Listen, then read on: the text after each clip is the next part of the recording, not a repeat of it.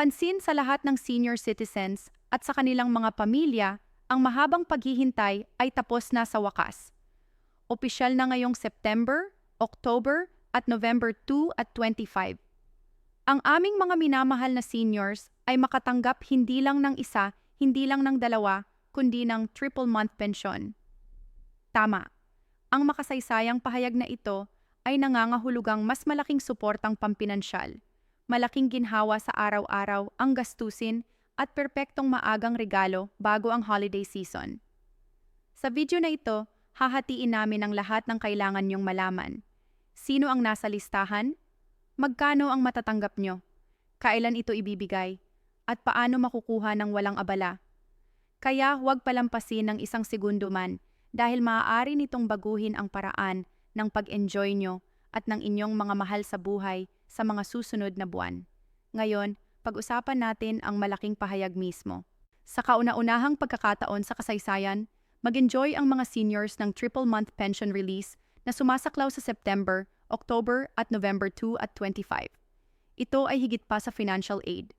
Ito ay pagkilala sa mga sakripisyong ginawa ng aming mga matatanda sa buong buhay nila.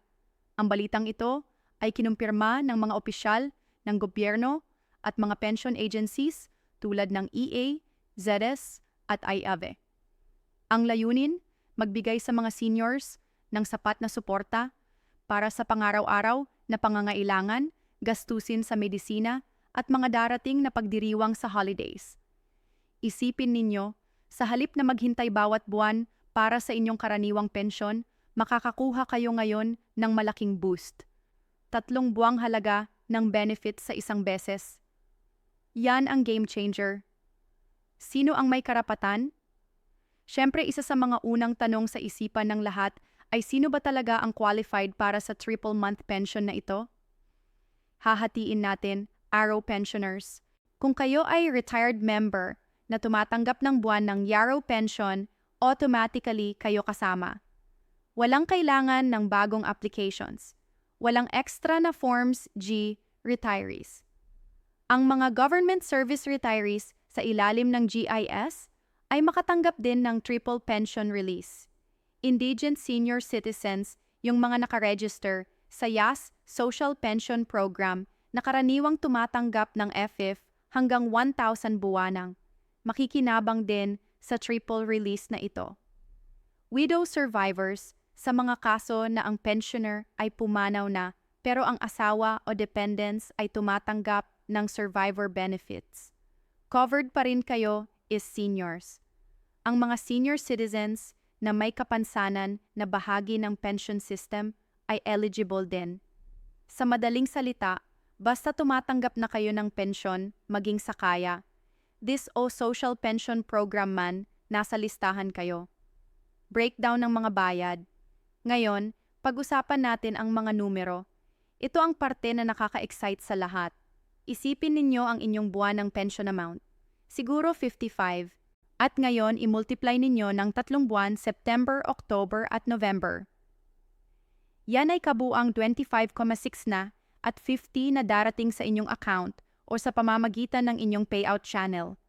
Para sa retirees, ang mga halaga ay maaaring mag-vary depende sa inyong huling sahod at mga tao ng serbisyo. Pero pareho ang konsepto, 3 buwan na nire-release ng sabay-sabay. Para sa mga social pensioners sa ilalim ng ESG na karaniwang nakakakuha ng 1,000 banang. Makatanggap kayo ng 3,000 sa isang release. Ngayon, ito ang mahalagang parte. Ang iba sa mga seniors ay makatanggap nito bilang lumsom. Lahat ng 3 buwan ay mare-release ng magkakasama. Ang iba naman ay makakakuha nito sa staggered payouts, depende sa rehiyon at banking system. Ang official na schedule ay error rollout per province at city, pero ang bottom line ay maging lump sum or started man. Makatanggap kayo ng inyong buong 3 buwan, bakit triple pension? Maari niyong tanungin, bakit nag-decide ang gobyerno ng triple month pension ngayong panahon na ito? May 3 pangunahing dahilan. Holiday preparation. Habang papalapit ang Pasko, tumataas ang gastusin para sa pagkain, mga regalo at mga salo-salo. Ang triple pension ay tumutulong sa mga seniors na magdiwang ng walang financial stress. Inflation relief, tumaas ang mga presyo ng mga bilihin gamot at utilities. Ito ay paraan para mabawasan ang epekto ng inflation sa aming mga matatanda, recognition and care, higit pa sa pera. Ito ay tanda ng pagpapahalaga sa mga kontribusyon sa buong buhay ng aming mga seniors. Kung maalala ninyo, sa mga nakaraang taon, ang mga seniors ay nakatanggap ng double pensions o mid-year bonuses, pero ang 2 at 25 ay special. Ito ay triple package. Listahan ng mga beneficiaries, CJ. Ngayon, mas lalumin pa natin ang listahan ng mga beneficiaries. Ito ang opisyal na breakdown. Lahat ng NARA retires nationwide, lahat ng CIS nationwide, survivorship pensioners, mga asawa at anak na tumatanggap ng benefits, is social pensioners, indigent seniors, seniors na may kapansanan, basta nakaregister na beneficiaries.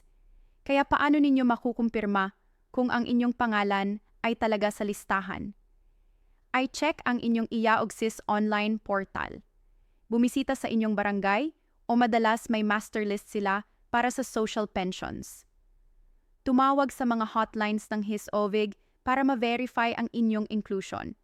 Tandaan kung tumatanggap na kayo ng pension benefits, automatically kayo parte ng triple release. Walang kailangang mag-reapply. Paano makukuha ng walang abala?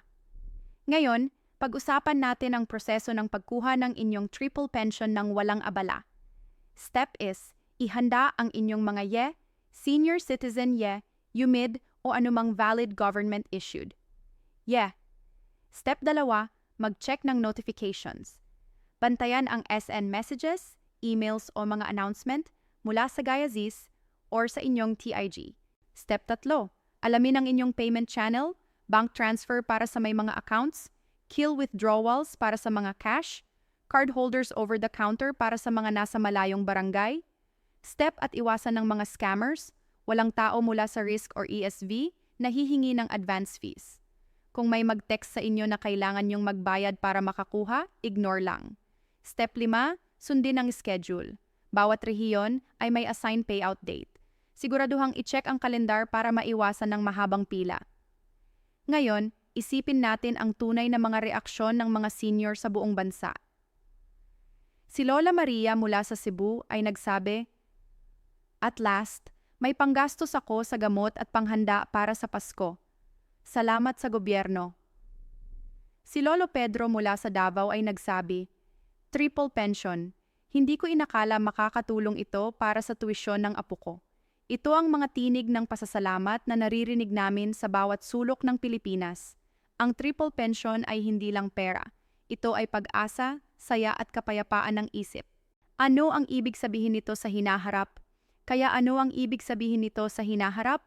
Ang triple pension na ito ay tanda na nakikinig ang gobyerno sa mga pangangailangan ng mga seniors. At kung magiging smooth ang rollout, may malakas na pagkakataon na makita natin ang mga feature bonuses o permanent pension increases. Ito rin ay paalala para sa lahat ng seniors na manatiling nakaregister. Panatili updated ang kanilang mga year at laging makipag-coordinate sa kanilang mga leli. Pagkatapos lahat, ang mga benefits tulad nito ay maaabot lang kayo kung ang inyong mga records ay active. Bago natin tapusin, kung nakatulong sa inyo ang video na ito, please huwag kalimutang i-like ang video na ito. Mag-subscribe sa aming channel ang video na ito sa inyong mga magulang, lolo't lola o mga kapitbahay.